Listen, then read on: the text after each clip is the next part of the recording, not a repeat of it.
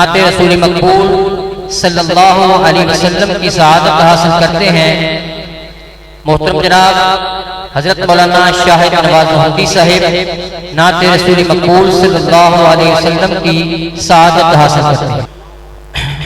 میں تانوں دعائیہ جملے دیتے نے تے ان دے اندر تسی دعائیہ جملے مینوں دینے نے تہاڈے نیکیاں دے اندر اضافہ انشاءاللہ دو اشعار بندے باری تعالی دے بس دو اشعار نعت رسول مقبول 2 سے 3 منٹ دے اندر انشاءاللہ اپنی حاضری مکمل کراں گا۔ میں اپنا خود حمدیہ کلام لکھیا ہے اور شیخ محترم دی موجودگی دے اندر اکثر پڑھی ہے اور اج بھی پڑھ رہے ہیں تے او جملے نے دنیا میں مجھے جو بھی ملا جتنا ملا ہے،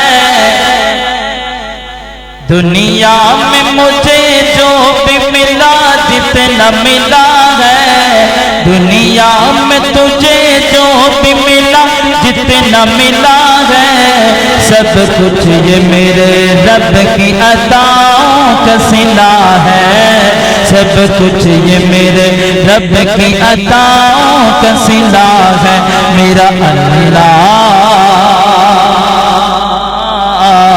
پیارا اللہ سونا اللہ میرے نال مل کے کہیے میرا اللہ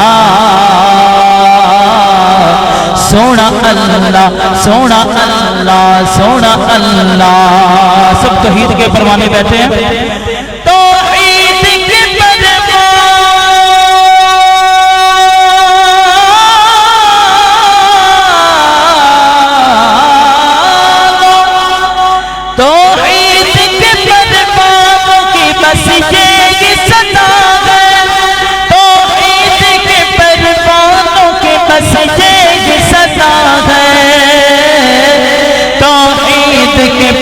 پروانوں کی بس یہ صدا ہے، توحید پہ چلتے رہو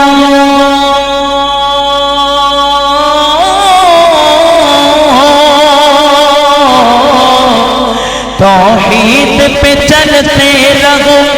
بس اس میں مزہ ہے، سب کچھ یہ میرے رب کی عطاؤں کا صلہ ہے، سب کچھ یہ میرے رب کی عطاؤں کا صلہ ہے، میرا اللہ سونا اللہ سونا اللہ پیارا اللہ سونا اللہ سونیا سونیا زلفن میرے پیر دیا۔ سجد چکیا کو سبحان اللہ، سجد چکیا کو سبحان اللہ۔ اے حضرت آمد قائد جگان بھی کوشش کر رہے ہیں، جاگو اور اللہ کی حمد و ثنا بیان کرو اور پیارے حبیب کی شان سنو۔ سونیا سونیا زلفن میرے آقا دیا، میرے مدنی دیا، میرے سونے دیا، میرے آقا دیا، سونیا سونیا زلفن میرے آقا دیا۔ اللہ جے موقع لیا دے، اللہ او موقع لیا دے، سانو آقا دا دیدار کراوے، او سانو سونے دا دیدار کراوے، اکھیاں بکھیاں ہیں اس دی دید دیاں، سونیا سونیا زلفن میرے آقا دیا، میرے مدنی دیا، میرے آقا دیا، جیڑا بھی آقا نو تک لینا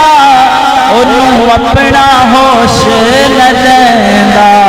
انہوں اپنا ہوش نہ رہندا، مٹھیاں گلاں ہیں شیماں دے ویر دیاں، سونیا سونیا زلفن میرے پیر دیاں۔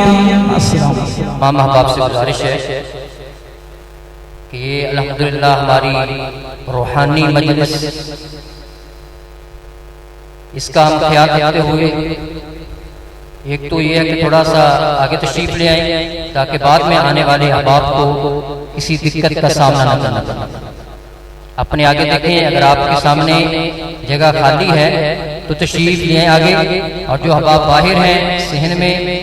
باہر والے حال میں، وہ بھی اندر تشریف لے آئیں، اور جو احباب باہر بازار میں کھڑے ہیں